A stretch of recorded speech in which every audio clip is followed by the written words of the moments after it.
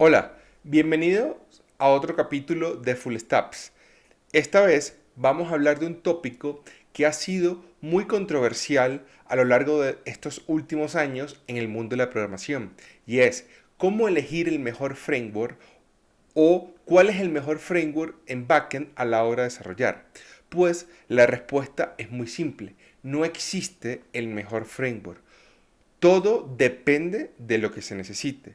Todo depende del dominio del problema. Yo he estado en esa posición donde a veces cuando estamos usando una tecnología por mucho tiempo, tratamos de resolver todos los problemas que se nos presentan con esa misma tecnología. Queremos impulsar a que los demás también usen la misma tecnología sin detenernos a ver cuál es el problema a resolver. Eso es un chip que nosotros debemos cambiar. Porque algo muy importante y que yo lo he aprendido con el tiempo es que todo tiene su trade-off, todo tiene sus pros y sus contras. Quien diga lo contrario es porque no ha llegado al punto donde hay un problema. Pero realmente todo tiene su trade-off. Ahora si bien, entonces, ¿bajo qué tópicos o bajo qué temas nosotros podemos guiarnos a la hora de elegir un framework? Bueno, básicamente, en mi experiencia, hay tres puntos o tres tópicos fundamentales a la hora de elegir un framework en backend. El primero es convención sobre configuración. Ya lo explicaremos más adelante. El segundo es rendimiento, velocidad, escalabilidad. El tercero, y no menos importante, es el lenguaje de programación, la comunidad, la complejidad del mismo. Entonces, sin más preámbulos, vamos y veamos, dependiendo de cada tópico, cómo debemos elegir nuestro framework de backend.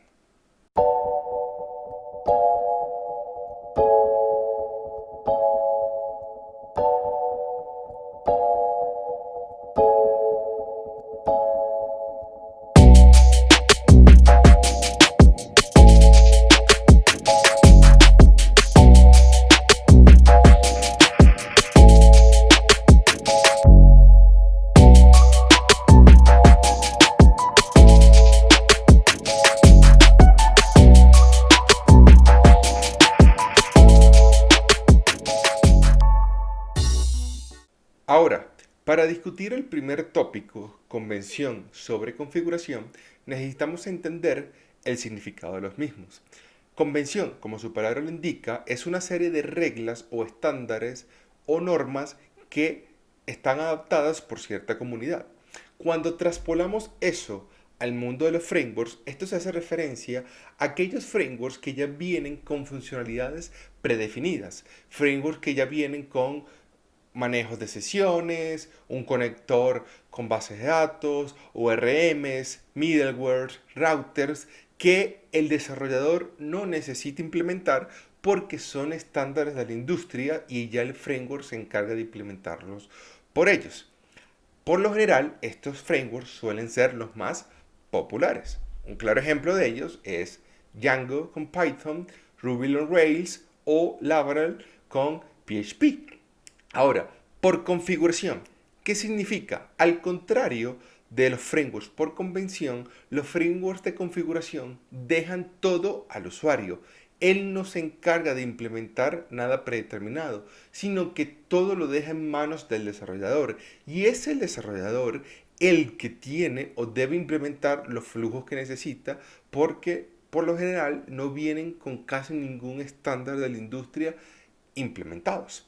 Un claro ejemplo de estos frameworks puede ser Phoenix con Elixir, puede ser Next en JavaScript o otro puede ser Tornado con Python. Ahora, entonces, ¿cómo elegir entre convención versus configuración?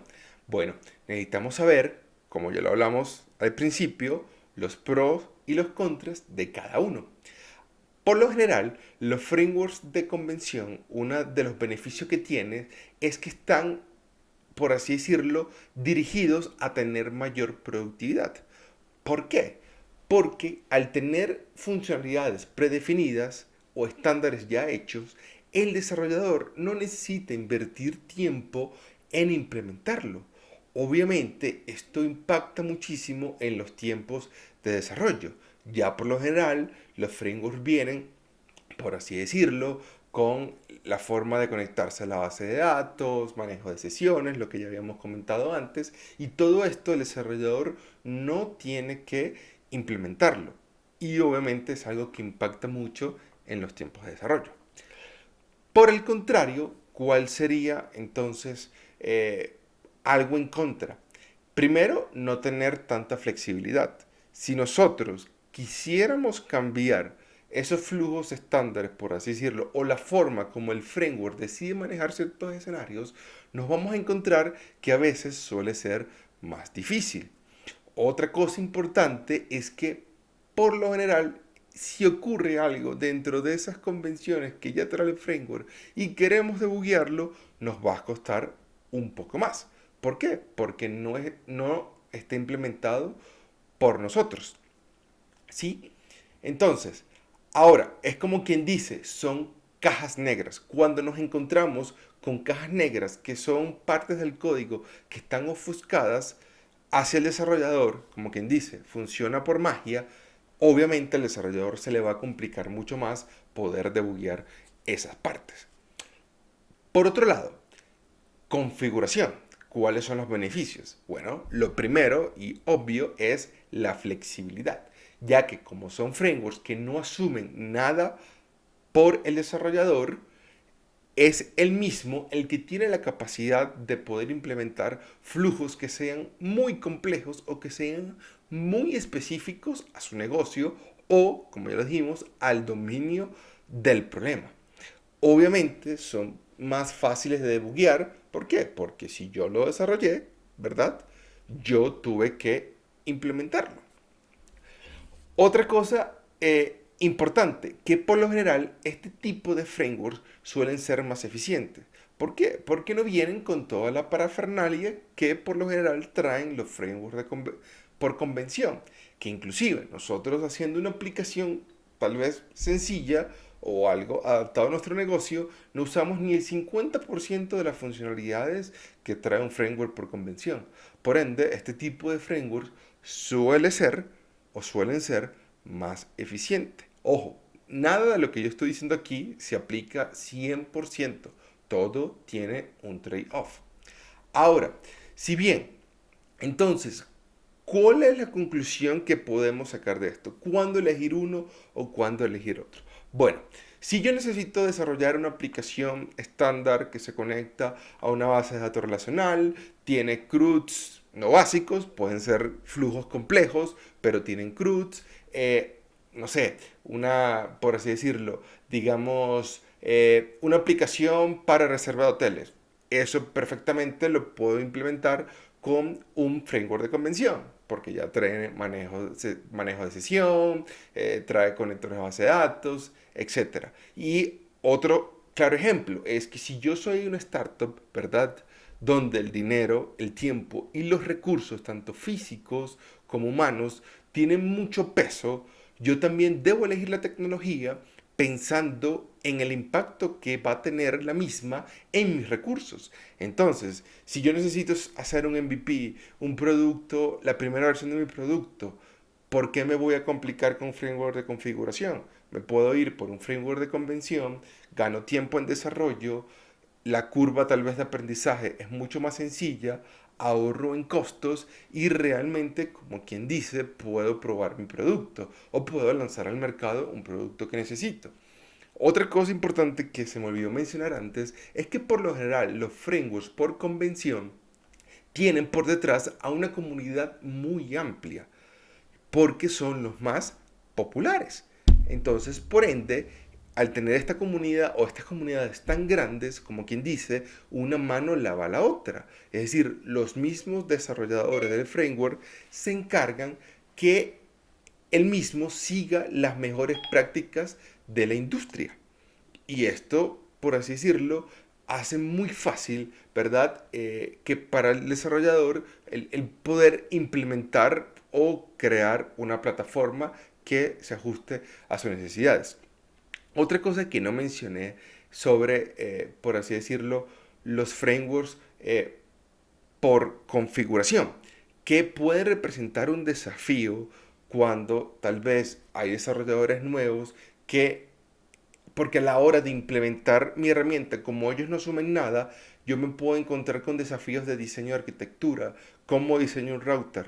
Es decir, en Python, en Django, no tengo que pensar eso. En Ruby on Rails no tengo que pensar eso. Ya el router está. Pero si yo tengo que implementar un router desde cero y tal vez no lo he hecho antes, es muy fácil terminar haciendo, como quien dice, un espagueti. Ahora, para los frameworks por configuración, si yo, por así decirlo, tengo un flujo que es muy específico, no necesito todo el boilerplate de los frameworks por convención, algo muy de mi negocio, puedo usar un framework por configuración. Por ejemplo, las compañías grandes, Google, Facebook, Twitter, para ellos no es un problema el dinero, los recursos humanos, técnicos, hardware, etcétera, para nada. Para ellos, el core de su negocio es que todo funcione de la mejor manera. Y la prioridad es el rendimiento. Entonces, ¿qué pasa? Que ocurre, como por ejemplo hizo Facebook, que ellos mismos desarrollan su framework porque lo que existía actualmente en el mercado no se adaptaba a sus necesidades. Tal vez se adaptaba al 80% del mundo, pero no a la de ellos. Por ejemplo, Facebook creó React, que ahora, ¿qué ha pasado? Es un estándar mundial. Entonces, si se fijan, estos son los trade-off de los frameworks por convención o por configuración. Ahora, nuestro siguiente punto a discutir es el rendimiento o velocidad. Pero, ¿cuál es el significado de esta métrica? Bueno, básicamente esto es una métrica muy importante, pero a veces resulta ser un concepto un poco abstracto y que no sabemos realmente cómo medir. Para ponerlo en palabras sencillas, es el impacto que puede tener una petición en los recursos del sistema donde se está ejecutando nuestra, por así decirlo, donde se está ejecutando nuestra aplicación. El impacto de las peticiones a nivel de memoria RAM, de procesador, de disco, de espacio, etcétera, ¿no? Otra cosa importante es que va muy de la mano con lo anterior, es cuántas peticiones nosotros queremos manejar.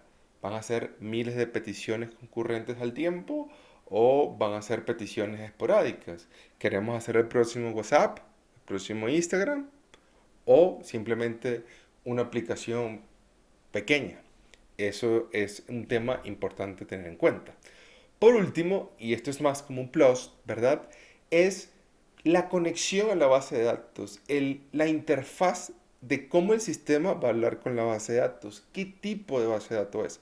Ojo, este es un plus porque no estoy diciendo o no quiere decir que todos los sistemas tengan que tener una conexión a base de datos. No, por eso es algo extra. Pero si la tiene, a veces es muy importante entender qué necesitamos hacer para poder resolver nuestro problema. Y muchas veces el cómo leer la base de datos es algo muy importante en el desarrollo. Ahora, entonces, ya teniendo los conceptos claros, ¿cómo podemos elegir entre uno y otro? Bueno, si nosotros, ¿verdad? Como ya lo hablamos, no es lo mismo recibir miles de requests por segundo, por minutos o por hora. Son mundos totalmente diferentes. Entonces, si nosotros queremos construir, digamos, una API que recibe señales de sensores, de miles de sensores por segundo, no podemos decir vamos a usar Django o vamos a usar Rails. ¿Por qué? Porque tal vez la velocidad o el performance no va a ser lo que yo espero, porque hay muchos otros frameworks que manejan concurrencia, porque mi problema y el dominio de mi problema es cómo manejar tanta cantidad de peticiones concurrentemente y que son muy críticas porque son sensores, ¿verdad? Pero si por el contrario yo quiero implementar es como lo mencionamos anteriormente, es una aplicación para reserva de hoteles. Algo que es, como quien dice, tiene lo estándar, convención. Manejo de sesiones, autenticación, middlewares, routers, etcétera, etcétera. Obviamente podemos usar Laravel, podemos usar Ruby on Rails o cualquier framework de estos que son populares. Otro ejemplo de un framework que puede manejar mucha concurrencia, por ejemplo, FastHTTP en Go, o Tornado en Python, o FastAPI en Python también. Son frameworks que están dedicados o su mayor objetivo es el manejo de muchos requests por segundo. ¿Sí? Ahora, el tema de la base de datos. Si yo o mi problema está, o para resolver mi problema, yo necesito hacer consultas extremadamente complejas, ¿verdad? Donde usando un framework de estos de convención tiene un ORM y esa expresividad o esa interfaz del ORM, que significa Object Relational Mapping, eso lo pueden buscar luego, pero básicamente es la interfaz del framework para hablarle a la base de datos, ¿verdad? Tal vez, como mis consultas van a ser muy complejas, lo que me ofrece el ORM no lo voy a utilizar y voy a terminar haciendo consultas directas a la base de datos. Entonces ahí vemos que si la mayoría de mi problema se resuelve con consultas directas que son extremadamente complejas, usar un framework que tenga un ORM tal vez no me va a beneficiar tanto, ¿sí? Pero si por el contrario yo más bien necesito es hacer queries sencillas, yo quiero algo que me dé una interfaz para hablar con la base de datos de una forma sumamente sencilla, pues la decisión es obvia. Vayamos por un framework que tenga un ORM, como Hibernate, bueno, en Java, o el ORM de Django, en Raid, etcétera, etcétera. Entonces, eso es algo que tenemos que tomar en cuenta. Ahora, el otro punto importante es la comunidad.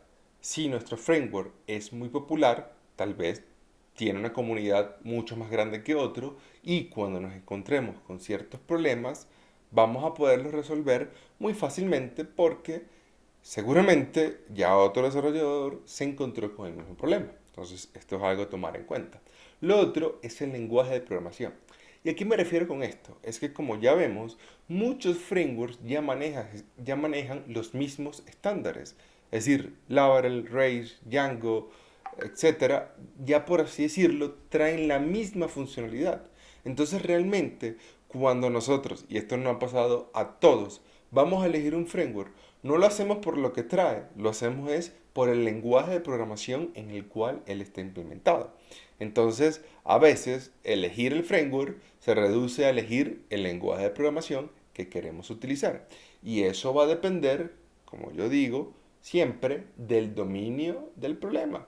Si necesito mucha concurrencia, puedo inclinarme por un lenguaje que maneje concurrencia, como por ejemplo Perl. Hay frameworks para Perl que son específicos y que ayudan mucho al manejo de concurrencia. Si yo quiero hacer algo sencillo, no sencillo, puede ser complejo, pero una aplicación básica, estándar, puede usar Python, PHP, Ruby on Rails. Obviamente, cada quien tiene, por así decirlo, su lenguaje preferido. Ahora, otra cosa a tomar en cuenta es la complejidad del lenguaje, la velocidad. Y pongo un ejemplo, no es lo mismo querer implementar un controlador de un hardware en C que en Python, porque obviamente en C va a ser mucho más rápido y eso es lo que buscamos porque ese es el dominio de nuestro problema. Pero si queremos implementar un chat en vivo usando C, implementar WebSockets usando C, obviamente nos va a costar más si lo hacemos con Node, por ejemplo. Entonces, como ven, todo es un tema de trade-off. Y al final se resume en qué lenguaje de programación vamos a utilizar. Entonces, conclusión de todo esto que hablamos. Para mí, hay dos factores fundamentales a la hora de elegir un framework. Y es productividad o rendimiento. Que por lo general, esas son las dos cosas que siempre pesan más. Soy un startup o para mí la productividad es lo crítico, me voy por un framework que me apoye o me ayude en ese aspecto. No, la productividad está de más. Para mí es el rendimiento, entonces ese va a ser la principal razón que yo voy a usar para guiarme a la hora de encontrar mi framework. Y bueno, hemos llegado al final. hemos discutido. Espero que haya sido de su agrado. Necesito, bueno, que se suscriban, no sé, a la izquierda, a la derecha, si quieren suscribirse, obvio, a la campanita.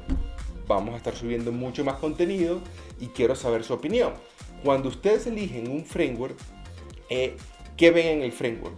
¿Qué otras cosas que yo no mencioné aquí ustedes toman en cuenta? Me pueden dejar su comentario y lo podemos hablar en el siguiente video. Yo también podré responder algunos de los comentarios o si tienen alguna duda también háganmela saber y en el siguiente video la vamos a responder. Y recuerda, siempre que te pregunten cuál framework vamos a usar, depende. Gracias.